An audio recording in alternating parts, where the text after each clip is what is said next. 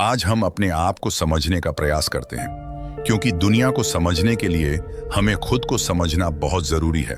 लेकिन वास्तव में खुद को जानने का मतलब क्या है? क्या हमारी इच्छाओं को जानना, या हमारे डर का पहचानना, या फिर इस ब्रह्मांड में हमारे अस्तित्व को स्वीकार करना है? आज हम साथ मिलकर इन प्रश्नों को स्टोइक ज्ञान के दृष्टिकोण से सुलझाएंगे। इससे हमें सेल्फ अवेयरनेस, शांति और शायद अस्तित्व का सार मिल सकता है। अपने अस्तित्व के सच्चे स्वरूप की खोज करने के लिए कुछ सिद्धांतों को इस वीडियो के माध्यम से समझने का प्रयास करते हैं। Number 1, self reflection. प्राचीन रोम में कैसस नामक एक युवक रहता था, जो अपने चतुर व्यापारिक ज्ञान और महत्वाकांक्षी स्वभाव के लिए प्रसिद्ध था। लेकिन वह अक्सर क्रोध और निर्णय में तेजी से आ जाता था। एक दिन जब वह भीड़ भरे बाजार में चल रहा था, तो एक व्यापारी के गलती से उससे टकरा जाने पर उसका गुस्सा भड़क उठा। कैसस के कठोर शब्दों ने एक भीड़ को आकर्षित किया, और उनमें से एक बुद्धिमान स्टोइक दार्शनिक भी था, जो अपनी शांति और ज्ञानवर्धक विचारों के लिए जाना जाता था। कैसस के पास एक कोमल मुस्कान के साथ पहुंचा। कैसस, उन्होंने कहा, तुम अपने भीतर की आग को क्यों जलाने देते हो? दुनिया एक दर्पण के रूप में कार्य करती है, जो हमारे भीतर छिपे हुए स्वभाव को दिखाता है। तुम्हारा गुस्सा तुम्हारे बारे में दुनिया से ज्यादा बताता है। इन शब्दों से आश्चर्यचकित कैसस ने कहा, तुम मेरे भीतर की आग के बारे में क्या जानते हो, बूढ़े आदमी? दार्शनिक ने शांति से उत्तर दिया, मैं जानता हूं कि सम्राट मार्कस ऑरेलियस ने एक बार कहा था, तुम्हारे पास अपने मन पर शक्ति है, बाहरी घटनाओं पर नहीं। इसे समझो और तुम्हें शक्ति मिलेगी।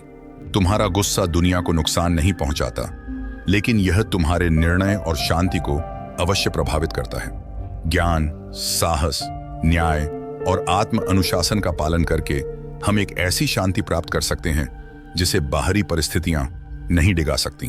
इन शब्दों से प्रभावित और थोड़ा विनम्रता से कैसस ने दार्शनिक से और अधिक समझाने को कहा।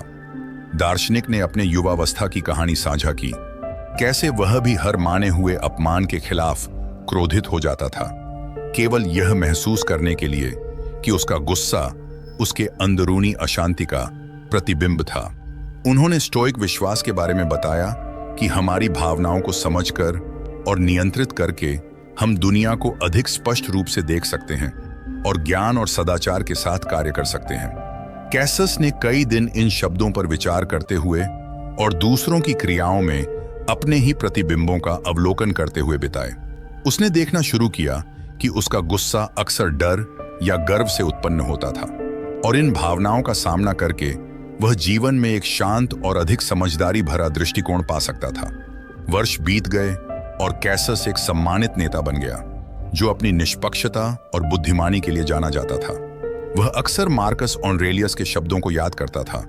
उसने समझा कि उसके आसपास की दुनिया उसके अंदरूनी स्वभाव का प्रतिबिंब है। आत्मचिंतन में उसने शक्ति पाई और आत्मनियंत्रण में शांति। कैसस की कहानी दूर दूर तक फैल गई, यह याद दिलाते हुए कि दूसरों में हम जो भावनाएं देखते हैं, वे अक्सर हमारे अपने भीतर की दुनिया का प्रतिबिंब होती है। इसे समझकर हम अपनी धारणाओं और प्रतिक्रियाओं को बदल सकते हैं और अपने भीतर शक्ति और बुद्धिमानी पा सकते हैं। उसने यह सीख लिया कि वह किन चीजों को नियंत्रित कर सकता है और किन्हें नहीं। कैसस ने स्टोइक सिद्धांतों के अनुसार जीवन जीना जारी रखा। उसने पाया कि सदाचार और आंतरिक शांति पर ध्यान केंद्रित करके वह जीवन की अनिश्चितताओं का आत्मविश्वास और अनुग्रह के साथ सामना कर सकता है। उसकी संतुष्टि अब भाग्य के चंचल स्वभाव पर निर्भर नहीं थी, बल्कि उसके चरित्र की ताकत पर थी। अगर आप भी अपने जीवन को एक उच्च स्तर पर लेकर जाना चाहते हो, तो आप भी इन गुणों को अपने चरित्र में उतार सकते हो।